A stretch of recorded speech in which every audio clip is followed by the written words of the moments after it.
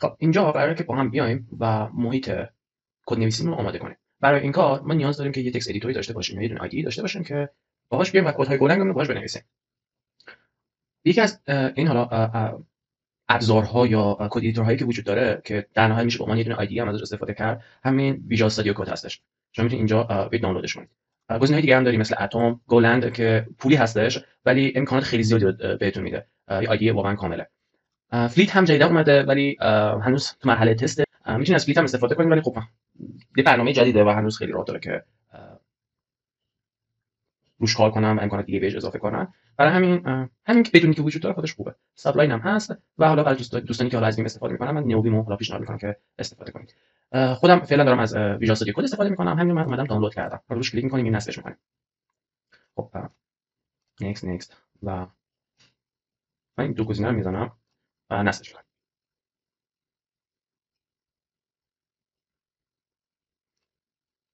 بعد اینکه ویژوال استودیو کد رو نصب کردید یا وی اس کد رو نصب کردید باید چه ماجرایی میشه. اولین کاری که ما میایم اینجا انجام میدیم اینه که تو قسمت اکستنشنز میایم اکستنشن گو رو نصب میکنیم. مثلا میگم که نصب بشه. خب الان این نصب شد، میایم یه پوش براش ایجاد میکنیم. مثلا تو همین مسیری که وجود داره من یه پروژکت درست میکنم و داخل همین پروژکت میام گو رو اضافه میکنم. خب داخل پوشه گو من سه تا پوشه دیگه ایجاد میکنم: pkg b و src یا هم سورس. یه سری ابزارها هستش که بهم کمک میکنن تو کدنویسی گو بهتر عمل کنیم. یه سری به اصطلاح میگیم گو تولز ها هستند که کدنویسی گو رو برام راحت تر میکنه. اگه مثلا مشکلی تو سینتکسش وجود داشته باشه، مثلا گو پی ال اس بهم کمک میکنه، خطا بهم نشون میده و برای تست و اینا هم یه سری ابزارهای دیگه هم وجود داره. میتونیم از اونها هم استفاده کنیم. پکیج ها pkg همون کتابخونه‌ای هستش که ما بعدا یاد میگیریم که چطور اونها رو ایمپورت کنیم یا داخل pkg قرار میگیره. سورس هم که میشه همون سورس کدمون که قراره که اینجا ما سورسمون رو داشته باشیم. حالا من اینجا میتونم یه پوشه ایجاد کنم. مثلا میگم اوکی نیو پروژکت، یه پوشه که اسم نیو پروژکت میتونه اینجا باشه. خب و داخل این شروع کنم به کدنویسی فایل ایجاد کنم. اما بهتره که از یه سری گایدلاین هایی که گو بهمون میگه پشت استفاده کنیم. خب برای این کارم ما این شکلی عمل نمی‌کنیم. ما قراره که یه دونه مسیری رو داشته باشیم که اون مسیر هم یونیک باشه، هم این که بتونیم راحت‌تر پروژه‌مون رو باهاش مدیریت کنیم. به خاطر این منظور، یعنی اگه بخوایم همین کاری بکنیم، من شما اگه دقت کنید داخل پروژه‌های گولنگ رو بعداً بهش میرسیم، میایم این کار می‌کنیم. اول یه اسم دامنه رو در نظر میگیریم، میگیم اوکی الان پروژه هایی که من به github.com هستش میاد داخل github.com. اینجا من خودم یوزر نیم دارم. خب اسم میرادو.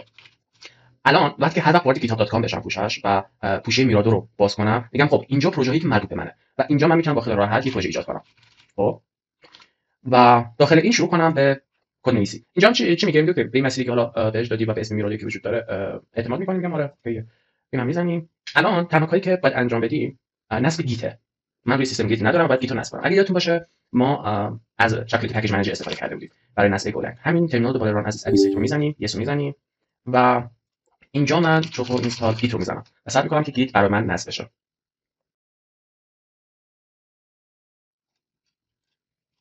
خب الان گیتمون دانلود شد و میخوایم نصبش کنیم. میگم آره حتما یس رو میزنیم که برام نصبش کنم.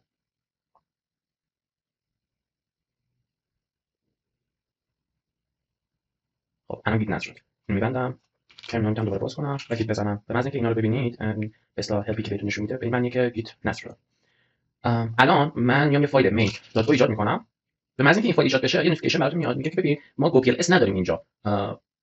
من میتونم برات همه اون به اصطلاح گو تولز هایی که وجود داره رو پیشنهاد شده همراه با این اکستنشن رو بعد نصب کنم. آیا موافق هستی؟ میگم آره. خب اینستال کد میزنم، میره همه اونایی که خودش رو پیشنهاد میده رو نصب میکنه. سعی میکنیم که اینا رو دانلود کنه. خب ببینید من یه کاری رو انجام ندادم. این اومد خودش برای خودش یه پوشه همین مسیری که داشتیم ایجاد کرد اسم گو و داره داخل اون پکیجش ایجاد میکنه. یعنی اون گو تولز ها رو قرار میده. من میخواستم بره داخل پوشه پروجکتس گو بعد بقیه موارد. اینجا من یه کاری انجام ندادم که با هم اینو درستش کنیم. برای اینکه حالا اینو درست کنیم من اینجا environment میزنم، سیستم environment variable هستش. اینجا روی قسمت environment variables کلیک میکنیم. اینجا گو پس میبینید درسته. من میام به این گو پس کلیک میکنم، پروجکتس رو میزنم و اینجا به این شکل ذخیرهش میکنم. خب الان اگه اینم نگاه کنیم، اینم چیز کنم، بعد پروجکتس بزنم. اینم اوکی، اینم اوکی، اینم میبندم. بازش کنیم دوباره وی اس کد رو. وقتی این بالا میاد میگه که نصب نیست. این تو مسیری که من بهش گفتم که این گو تولز هایی که نیاز داریم وجود نداره. میخواین نصبش کنیم؟ میگم آره برو نصبش کن. حالا به عنوان پروجکتس اینجا در نظرش میگیرم. اوکی باشه من میرم الان تو پوشه پروجکتس گو و ببین اینجا اون گو تولز هایی که وجود داره رو نصب میکنم. من الان ترمینال دوباره باز میکنم، یه آرم بزنیم پوشه گو رو. میگم آره هست کن. انگار دسترسی نداریم اینجا پرمیشن دنگ و با ادمنستریتور فکر کنم حذفش کنم. اشکال نداره بذاریم با این بالا بیارم این شکل هست میشه و انگار این شکل هست شد. مثلا میگم که این کامل حذف بشه. خب الان که وارد قسمت پروژکتس بشیم گو رو بزنیم بین و اینا رو میبینیم که داره اینجا قرار میگیره به همین شکلی که می‌خواستیم. اینجا هم که گو ماژول پکیجامونه، سورسمون هم که همینجا که می‌بینید وجود داره.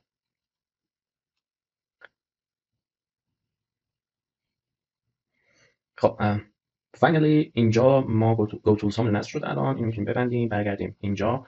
حالا فعلا برای شروع من این سری چیزی می‌نویسم اینجا، سری ویدیوهای بعد دیگه چیز می‌کنیم، اینا رو همه رو براتون توضیح میدم. ولی برای شروع ببینیم که همه چی فعلا خوبه و درست کار میکنه میتونیم یه همچین چیزی اینجا بنویسیم کدمون رو و اینجا بیایم go run بزنیم main.go و میبینیم که hello worldمون برامون چاپ شد. این هم از اولین برنامه‌ای که با go نوشتیم اجرا هم کردیم.